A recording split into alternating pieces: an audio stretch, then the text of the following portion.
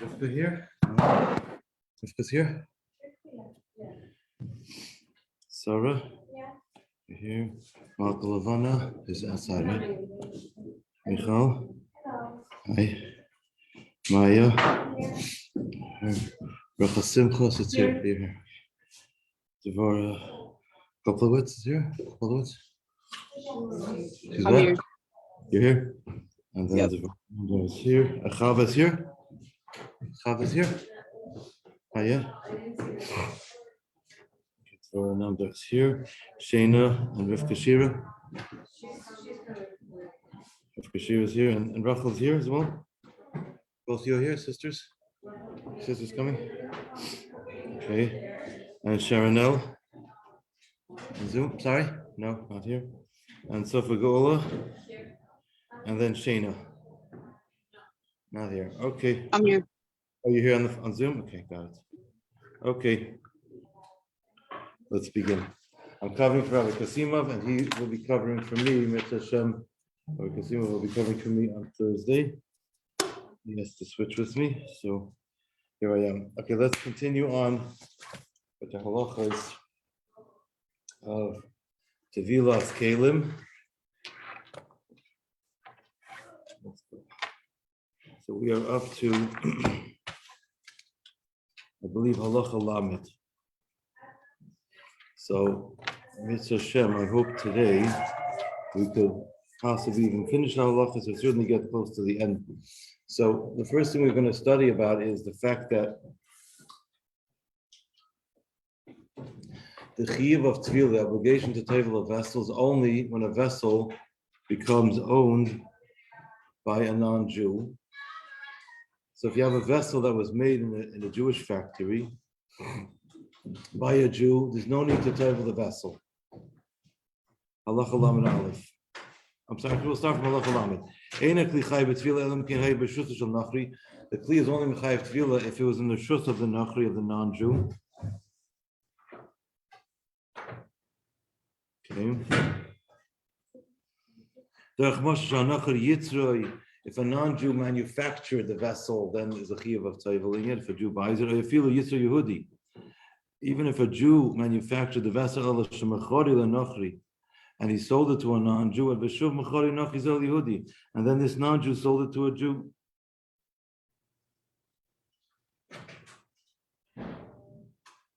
If they were never in the rishus of a non-Jew, they're not mechayev tefillah. There's no chiyuv of tefillah. If they never became owned by a Jew, there's no chiyuv of tefillah. So as I said before, when it comes to things that are not really tevelable, later on we'll speak about certain things that are electronically you could tevel. For example, say a hot water urn, you could tevel and dry it out for 3 days. But let's say it's a coffee machine with a computer motherboard. There's a heter not to tevel it because it's going to get ruined, and it's also attached to the ground because it only works with a plug. A better option in that case would be to either gift it or sell it to a non-Jew and then just borrow it back. Because a vessel that's owned by a non-Jew does not have a chiyuv of tevilah. But as I said here earlier, as we're seeing over here, is that if you have a vessel that was manufactured by a Jew and then distributed and bought by a non-Jew for the sake of selling it, and then Jew buys it, if you buy it from a non-Jewish distributor, a non-Jewish store owner, whatever, there is a chiyuv of tevilah according to almost all opinions. There's one opinion I'm aware of that's lenient about this, and on this basis, the OK certified a pizza maker. That's from Betty Crocker, saying that there's no need to tevel it, but this opinion is not a mainstream opinion. Most Rabbanim that I consulted with don't agree with that opinion, and the minhag as far as I know, most people is to tevel it, albeit without a bracha in that case. But just something to be aware of. Okay. Halacha lamed aleph. Kli hamiyotzer beis hachareshes. Hakoine kli shenasa beis hacharesh shel Yehudi. If someone buys a vessel that's made in a Jewish factory, eina tzarich l'tavel, there's no need to tevel it. And even what about if the workers themselves were not Jewish, but the owner of the vessel was Jewish? It's no problem because it goes after the ownership of the vessel. The same would be in the reverse. If you have a vessel that was manufactured by Jewish people, they were the actual workers, but the owner of the vessel was not Jewish, then there's a chiyuv of tevilah because the owner of the vessel was not Jewish. So the whole thing goes after who owned the vessel at the time of the manufacturing when it was fabricated. If it was owned by a Jew, then if a Jew buys it, there's no chiv of tefillah. If it's owned by a non-Jew, then there's a chiv of tefillah if a Jew buys it. If someone buys from a chenveni is a seller, a non-Jewish seller, even though it was made in a Jewish factory. Even if the vessel was made in a Jewish factory, and it was even sold in a Jewish store. If the distributor who buys from the Jewish factory distributes it and then sells it off to a Jewish store to sell, because then in that case it became in the Rishus of the Nachri because the non-Jew was a distributor and owned it at some point, even though it was sold by a Jewish store owner, still there's a chiv of tefillah.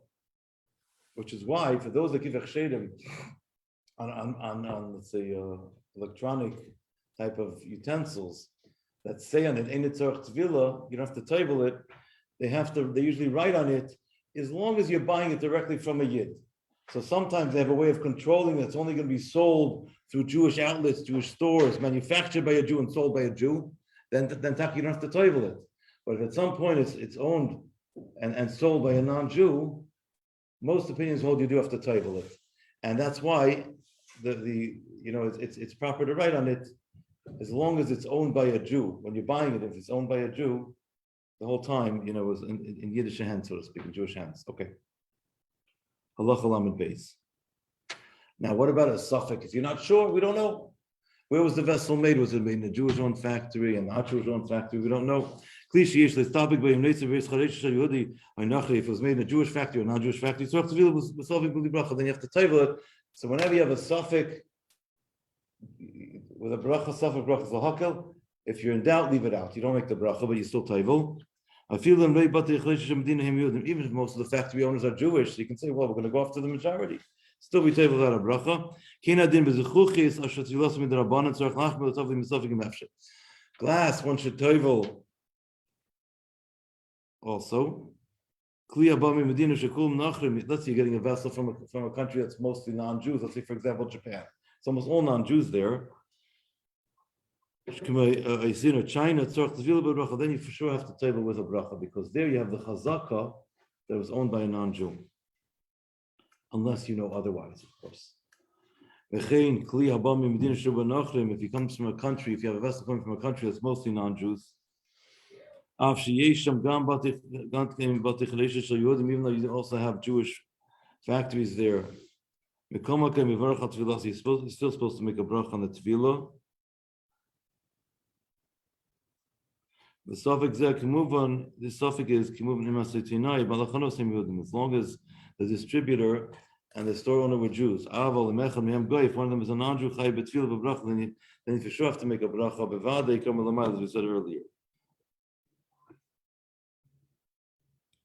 Now, Halacha Lamed Gimel says that the chiv of tevilah only comes into play once the vessel is owned by the Jew. So if you have a non-Jewish vessel, the vessel is manufactured by a non-Jew, and it's currently owned by a non-Jew, if it was never used, if it's a brand new vessel, a Jew is allowed to use the vessel. It's a kosher vessel, and the non-Jew does not have an obligation to table it. The only downside with this arrangement is that you're being mafsid a bracha b'yadayim. You're losing an opportunity to make a bracha. So if the Jew owned it, they would have an obligation to make the bracha. So if you have a situation where it's very difficult to table something or it's going to get ruined, this is a viable option. It's a kosher loophole. We only use it if you have no other choice, because we don't want to be mafsad bracha b'yadayim. We don't want to forgo an opportunity to make a bracha. But if on the onset it was owned by a non-Jew and it's a brand new vessel, there's no obligation to table from the beginning. Yeah. If it was a new vessel and it wasn't used, you can use it once. Is that what you said? No, let me clarify. If it's a new vessel, so therefore it's kosher, brand new, and it's owned by a non-Jew, there's no obligation to table it. So a Jew could use the vessel. Okay. It's a kosher vessel, but it's not non-kosher, and it doesn't need tevilah because it's owned by a non-Jew. If it's owned by a Jew, you can't use it once without tabling it. You're not allowed to. If it was used by non-Jew only for something that was like part, something like water and tea. Yeah, I mean, if you make sure there's no bishalakim questions, I mean, you have to look into that, but potentially. Yeah. Okay. Halacha lamed gimel. Ein hakli chayev b'tvila at sheyitzim reshus hanochi v'kant reshus shel Yisrael. The vessel is only mechayev b'tvila when it leaves the reshus of the non-Jew and it becomes in part of the property of the Jew. Someone borrows or rents a vessel from a non-Jew, you're allowed to use it without tabling it because it's not owned by the Jew. And this is what I said, it's about the legal loophole if the person's in a case of duress. If someone buys a vessel from a non-Jew, so there's a chiyuv of tvila, and then he lends it to his other Jewish friend, this other Jew is also not allowed to use the vessel because it's owned by a Jew and it was never titled. The obligation was not yet fulfilled. Because the vessel already had the chalois. There's a concept in halacha. There's already an obligation for the Jew to title it. Chalois means there was already the effect that they took place, right? It's already owned by the Jews. So there's a chiyuv of tefillah now. Okay. Halacha lamed. The next case is probably a case that does happen on occasion. Someone is invited to someone's home. They keep kosher, but they did not title their vessels.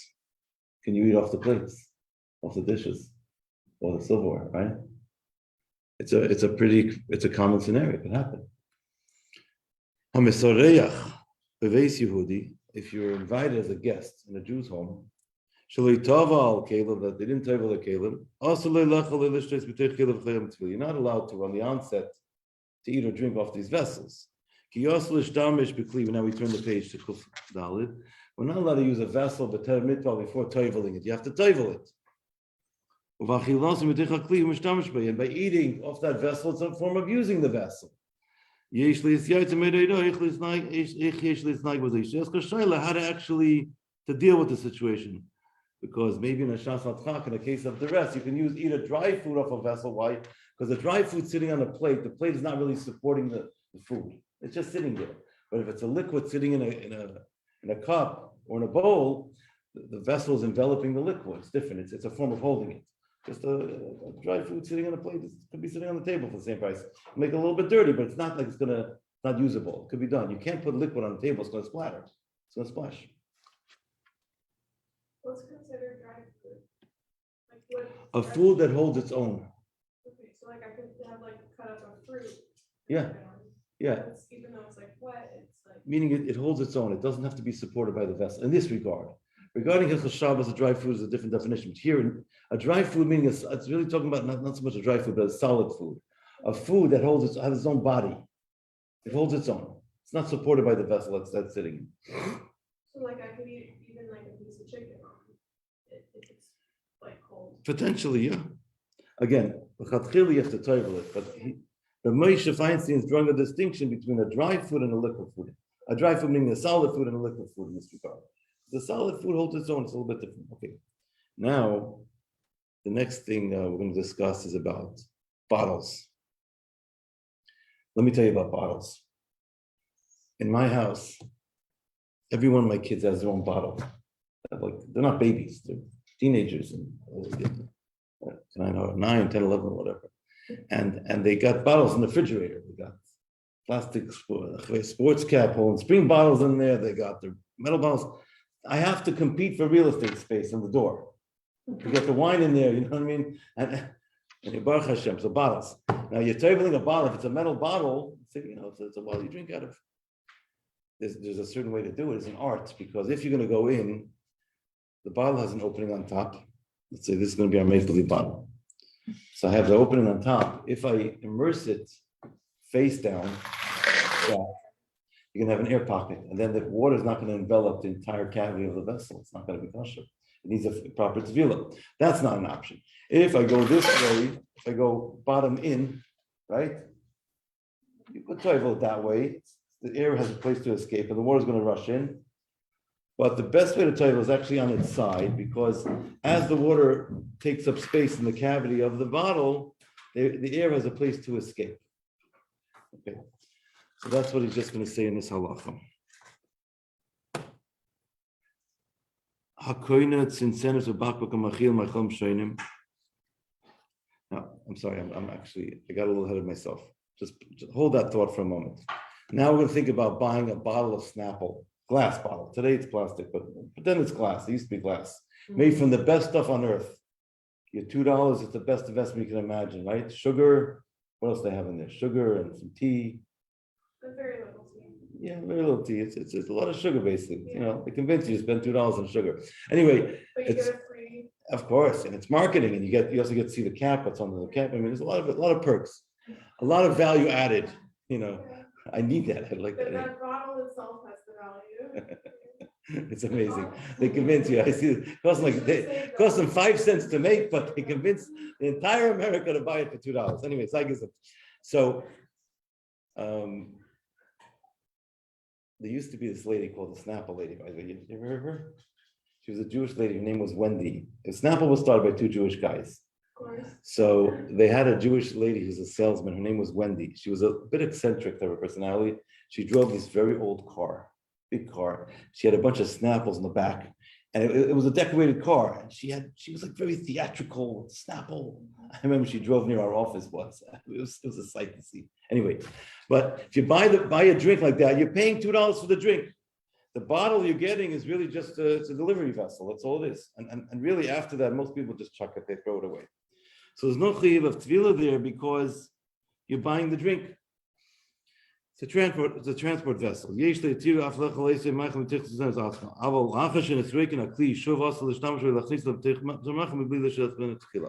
if after I finish consuming whatever's inside this vessel of Snapple, drink. And then I want to keep the bottle, I peel off the label, and I want to use it as my bottle for drinks.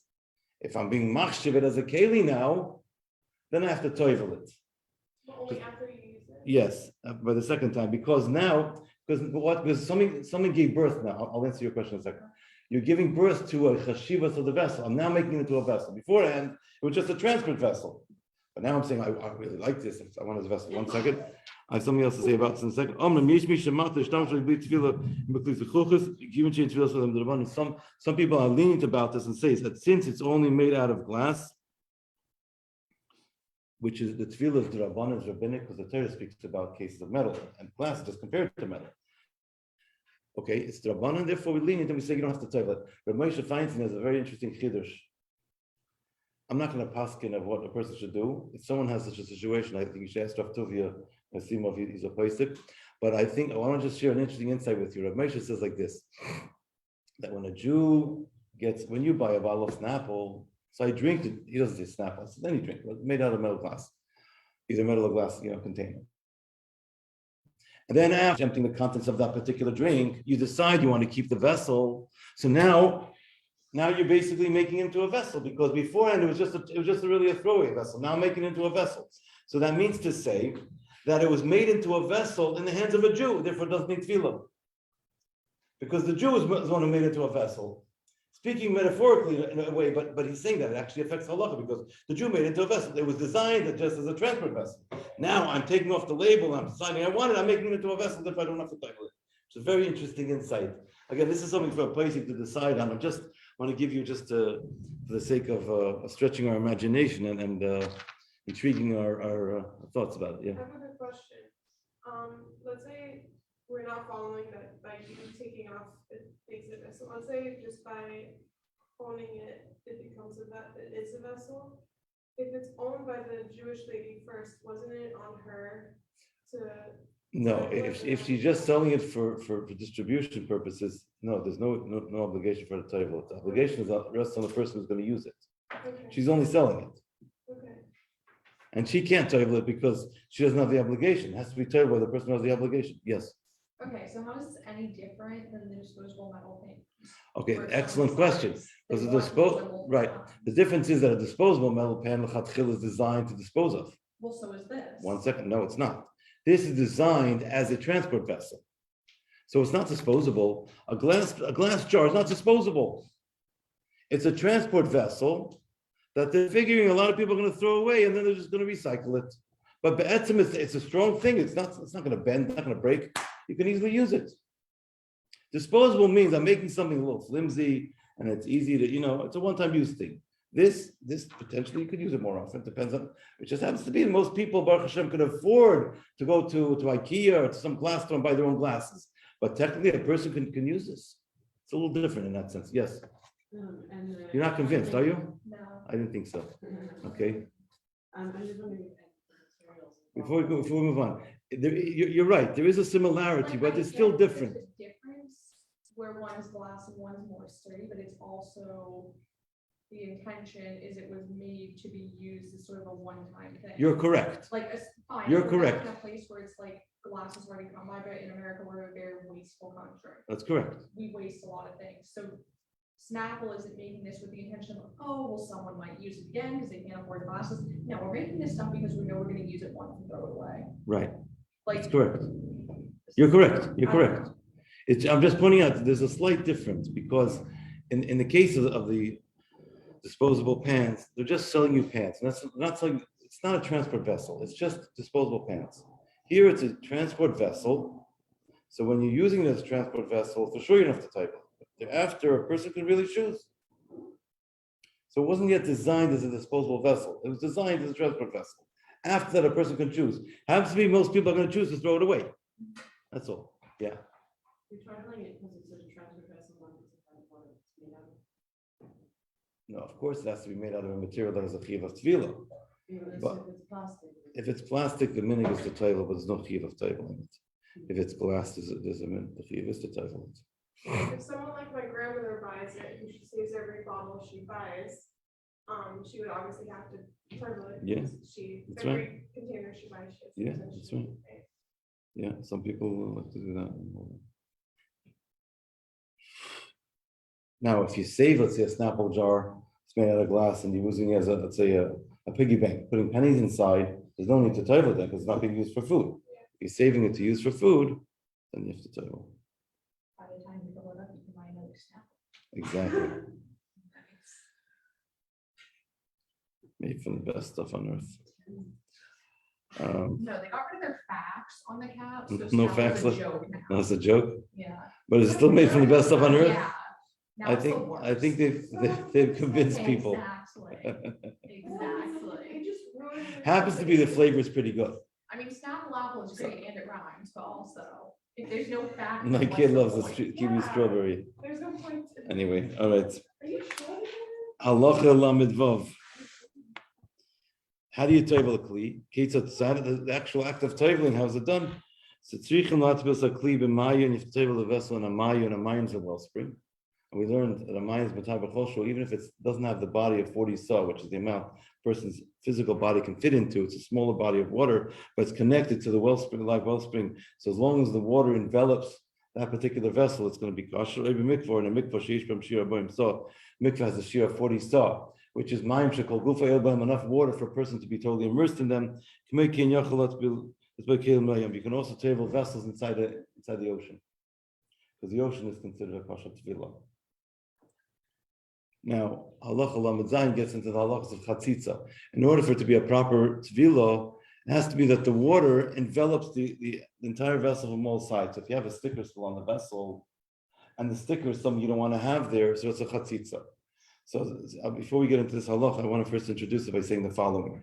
In 99% of the cases, a sticker will be a chatzitza. If it says Target $9.99 or Marshalls, whatever, you're not looking to advertise that you got it on sale or whatever.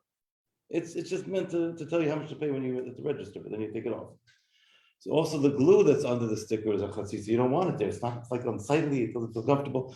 So you have to get that off before you title. There is one product called like a Lennox crystal. I think it's like a Lennox insignia. Sometimes you see that on fancy, expensive crystals or dishes.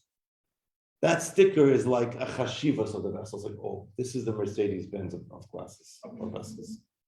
Dishes, I mean, this is the luxury model. It's got anti-lock brakes, airbags and everything. So this is already, so in such a case where the sticker is serving as a chashivas of the vessel, then it's not a chatzitza, because on the contrary, as you say, I can show off to my friends. Oh, look, I got the Lennox dish over here. See, it says Lennox on it. It's So that's already, there you want to have the sticker there, and there the sticker is serving the vessel, so it's buckled to the vessel.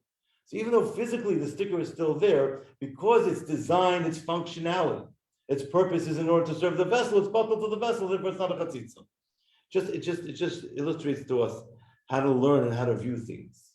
So in most cases, when we don't want to have a sticker there, it's unsightly, it's a chatzitza. But if it's there for a purpose, it's not a chatzitza. And I would venture to say, the same would be on the bottom of our urns.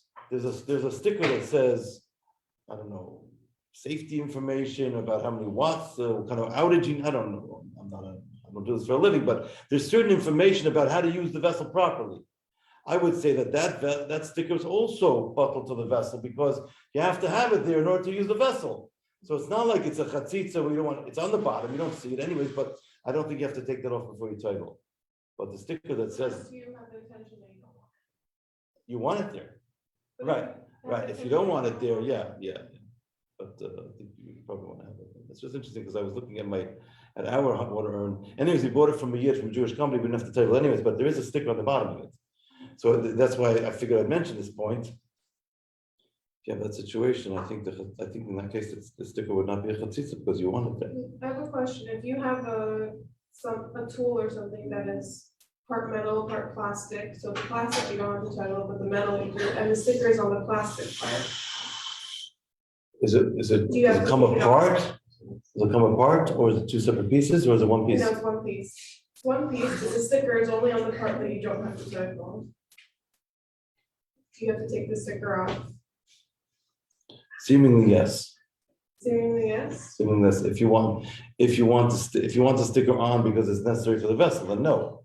But under ordinary But the circumstances, sticker isn't, yeah, but there's still a chiyuv to title the whole vessel, even the part that you wouldn't have. unless it's removable. Yes. If the metal is the part that touches the food, there's a chiyuv to title the whole vessel. The whole thing, in the plastic. Yeah, if it's all attached. Okay. Even if you're, okay, like a sealer. Yeah, like a You immerse the whole thing. You have to immerse the whole thing. This is one piece. Okay, we'll do one more halacha, then maybe I'll tell some stories. We'll see what happens. Halacha lamed zayin. Hamayim tzrichen l'ngoya l'chol chelkei hakli. The water has to touch all parts of the vessel, from the inside, the outside. Fikach tzarich l'nakoyisi l'fnei atfila. You have to clean it before tefillah. Then kol lichlach v'chaluda from all dirt and rust. Chaluda means rust. It shouldn't serve as a barrier between the water and the vessel. The rust has to be removed. If someone did tovel a vessel without cleaning it prior, if the chatzitza is something that you don't want to have in the vessel, let's say it's rust, and you'd be embarrassed to show it to your mother-in-law, then you have to take it away before you tovel. But if it's something you're not makbid on, for example, let's say there's a little bit of discolorment on the metal. Instead of the metal being shiny, stainless steel, it's a little purplish. It's okay. It happens with use. It's normal. It's not something to be embarrassed of. It's not dirty. It's a sign of good use. Well used. My wife and I we have an expression in our house. Our house is not a museum. That's not how we raised our kids. We live in Brooklyn, so I let my young kids, they let them rollerblade in the house. I have rules. They can't bang into the moldings. They have to just, they make derbies around the table, kitchen, dining room, but it's not a museum. So, it's well used. You gotta use the house, you gotta live in it. It's been loved. It's just a little bit of a discolorment. So you see a couple of scratches on the wall. It's a lived-in house. If we want to go to the museum, we go to Manhattan for museums. There's a little bit of chalud, a little bit of rust that you can't remove entirely. A tiny bit of rust, a person's not makbid on. So we go after what's considered. You say that what's considered the societal norm. A person's not makbid on a tiny little bit of metal rust. If something is unsightly, it looks kind of ugly, that's a problem already. But if it's just a tiny bit, we're not really choishish for that. Halacha lamed ches. Okay. We tell a little story, a shtickle, why not? It's a little story. I'm going to tell you. Can I tell a creepy story? Is it okay? Yes. A lot. No, but it's a story. It's not. It's a story that Frierdiker Rebbe brings down. But it's a Like, powerful you story. on how creepy this sounds.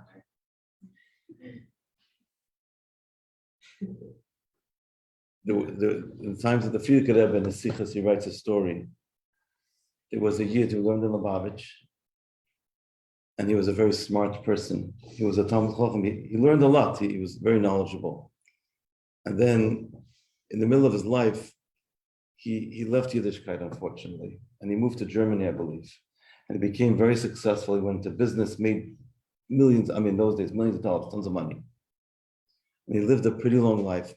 But not only was he not religious, but he spent his time advocating, basically ridiculing mitzvahs. I mean, sorry, people are not religious. Okay, they don't know sometimes, or everyone has their level of religiosity, what they're doing. But he was going the other. He was mamish, going around telling people, and he had a special koch in mitzvah tefillin, a special energy that he placed, and he would say how tefillin chas v'shalom is really not important, and it doesn't mean it. He was going around, and he was basically having negative influence on lots of people. And it was obviously a very troubling situation. Yeah, he became an old person, older man. He passed away, and he was very wealthy. So his son inherited, I think, his wealth, and he passed away in a certain country. I don't remember where. And after like 6 months of him being buried in a certain place, or 9 months, the son wanted to move him to the country that he lived in. So he did what he moved the whole coffin and dug up the earth. It's called Likudat Sames. He moved reburied his father. The dinner they had to sit shiva again for that day, whatever. And he built a mausoleum for his father, like a massive room, all that. And when they dug up the Aron of his father, there were a lot of people there because he was a famous individual. They saw Dvar Pella. They saw something that was striking. Remember that a lot of his friends were not religious.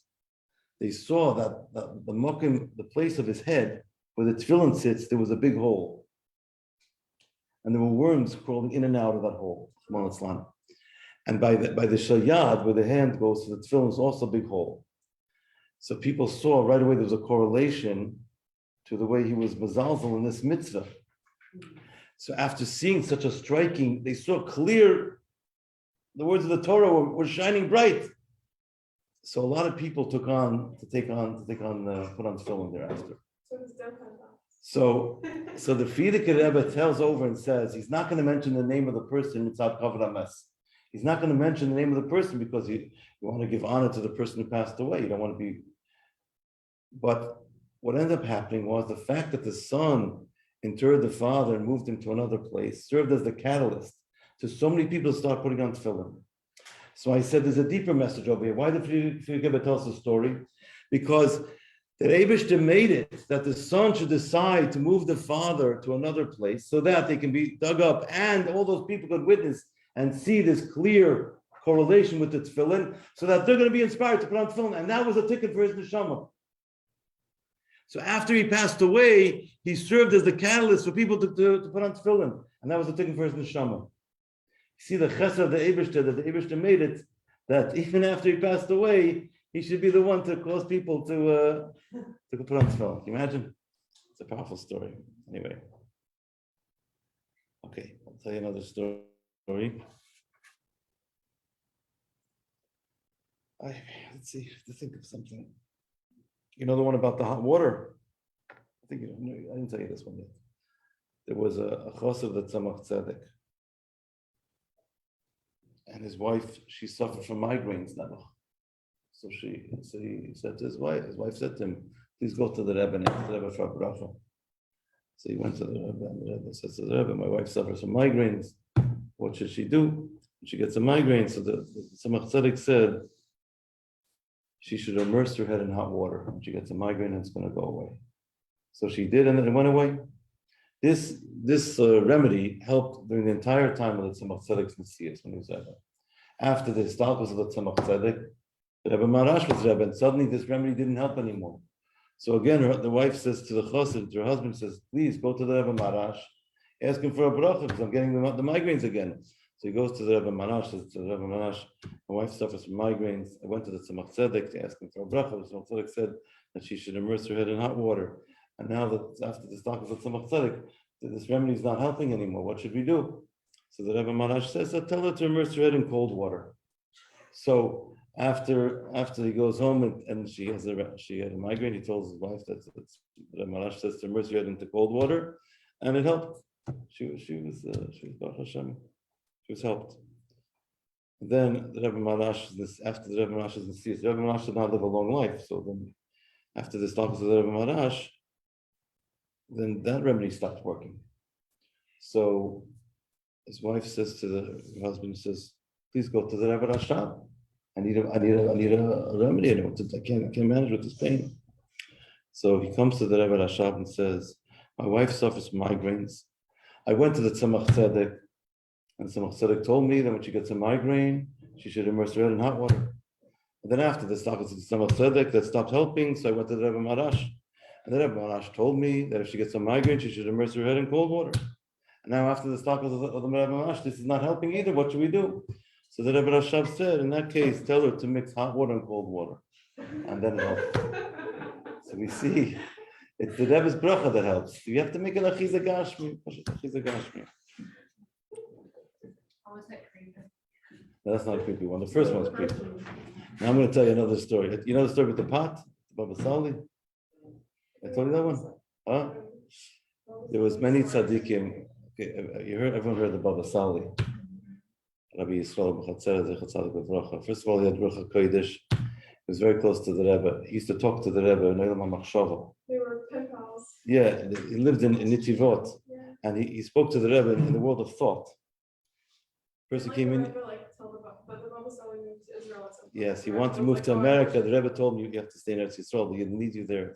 I mean, the way he wrote to the Rebbe, the way the Rebbe answered him, it's that's a story in and of itself. It's incredible. They never met in person. I don't think they met in person. That's correct. So they met in the spiritual world. Yeah. So the Baba Sali, he went somewhere for Shabbos, and he was going to be spending Shabbos somewhere. So the Rebbitzin of the house, he was going to spend Shabbos in a certain person's home.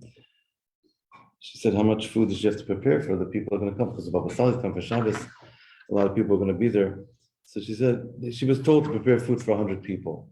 But once the word reached out that the Baba Sali is here, you can imagine throngs of people were coming from all over to be around the holy countenance of the tzaddik. And she started to feel embarrassed because she did not have enough food to give for all her guests. Like hundreds of people showed up, 200, 300 people. She had enough food for them. So she went to the Baba Sali. She said, "What am I going to do?" So he said to her, "You just put the spoon into the pot to take out the chicken and don't look." And there was enough food for everybody. It's a known thing that the Baba Sali used to give people arak. Arak is a drink that the Sfardim to drink. And it never ran out. It was ever flowing forever. With one bottle. Same bottle, yeah. Same bottle. And when he uncovered it, it would still be filled to. Yeah. And then the Baba Sali used to also give brachas to water, and people would drink the water and they'd have a refuah. Now I'm going to tell you stories about another tzaddik. First of all, I want to say I feel so blessed because for a lot of reasons I feel so blessed. But when I was a child and even a young bacher, I saw tzaddikim. I mean, there's lots of wonderful people in the world, but you see a tzaddik. I mean, it lifts you into an entirely different plane. So in Tavshim Memches, 1988, I saw the Ridmitzer Rebbe. The Ridmitzer Rebbe his name was Rabbi. He had 4 names, I think. Rabbi Zanvil. I don't remember all his names. His last name was Rabbi Rabinowitz. He was a moyel and a sheikhet in Russia. He gave thousands of brisim in Russia, and he had a strong connection with Lubavitch. And he came to be Menachem of the Rebbe in Tavshim Ches, where the Rebbe since his talk, because the Rebbe passed away. And he had a hakpada. He would only shake hands with somebody who traveled in mikveh that day. And he would walk around like this. He had piercing eyes, and you could see he looked right to a person. I mean, it was just incredible. So the Bachrim, they knew who he was. You give him shalom, so he'd go like this. He saw right this one, this one, and he would give hand to this one, not to that one. And Mordechai ben David, the singer, I sat next to him on a plane once. He told me the story. He said that he was in Eretz Yisrael. The Rebbe lived in Eretz Yisrael for a time, as well as in Miami, as well as in New York, as well as in Russia. So, and he actually lived in Monsey. He's buried in Monsey. So the Rebbe Rebbe, there was a chuppah, and a drummer who didn't yet go to mikveh tried to give the Rebbe Rebbe Shalom Aleichem. And of course, he didn't touch him because he got a mikveh, so he didn't give him the hand. So by the chuppah, when the drummer didn't have to drum, he ran to the ocean, he toiveled, and came back, and he tried to give him the hand, and then the Rebbe shook his hand. He still right away the difference. And then there's also a story. Someone did toivel after going to mikveh, but they took a shower afterwards. It's not also. It's not considered to be so nice because the mikveh, you want the mikveh water on you because mikveh water is the holy water. So he didn't shake the person's hand. It says the Rebbe said, but I went to mikveh that day. The Rebbe said to me, he took a shower afterwards. It's magish. I'll tell you one last story about it's almost 10 o'clock. I met a Yid in the summertime in Morristown, Chafov. I was down for the Yom, then I've yard for my mother. So after davening, we were saying L'chaim. So he tells me the story of the Satmar Yid. He said the Satmar Rebbe, the previous Satmar Rebbe, his name was Rabbi Yodesh. And he had a lot of respect for the Rebbe. So a Satmar Chassid came to him and they said they need a bracha for rain. Because they built a mikveh, they have to get the pool of water has to be filled up with water. To be able to make a mikveh, you have to have the bird, the pit. It has to be rainwater. And then another Yid, while that was happening, right after that, another Yid says he needs a bracha that should be dry because he's going to cut the wheat. Before you cut wheat for the month, it has to be dry for 3 days. So two people came to him for opposite brachas. So he tells the Yid, they need a bracha for rain. He says, wait about 3 or 4 days, you'll get your bracha. He tells the Yid for the wheat system, in 3 days you'll be able to cut. So this guy cut the wheat, and afterwards it started to rain. Okay. What else do you want to hear? I'll tell you a story about you. Today's Purim Katan. Okay, this story happened 30 years ago. I witnessed it. So you say in Hebrew, this is a klirisha. It's on the fire. I was there. So today's the engagement anniversary of my sister and her husband, Rabbi and Mrs. Yossi Friedman. My sister's Miriam, Shluchim in Alabama, or otherwise known as Alabama. So anyway, right? Hi, Rabbi, welcome to Alabama. Anyway, that's how they talk over there. And they're so friendly. I mean, you think in New York, if someone talks to you, you think they're going to mug you. Over there, everyone talks to you. They're talking to you. They tell you, come again. It's a whole different world there. Anyway, nice place to visit. I go there sometimes. So they got engaged on Yud Dalid, Adar Aleph, Purim Katan, 30 years ago. The Rebbe gave out the Maimon Vata to Saba. So the Rebbe gave a bracha to my parents for the Shidduch and my brother-in-law's parents that morning. They got engaged that morning. So that night, the L'chaim was that night. So I said to my father, let's go to the Rebbe. The Rebbe's giving out a mimer. So we went. My father was standing right in front of me. And when my father got the mimer from the Rebbe said, Mazel Tov. So there's thousands of people coming through. The Rebbe answered on the Shidduch that morning, and the Rebbe sees everything. It was all. Anyway, Baruch Hashem, such a Rebbe, we have such a schus. Baruch Hashem, we have to be a besimcha. Okay, that's all. Have a wonderful week.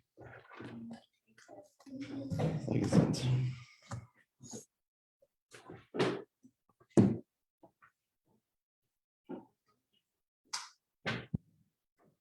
Stay warm.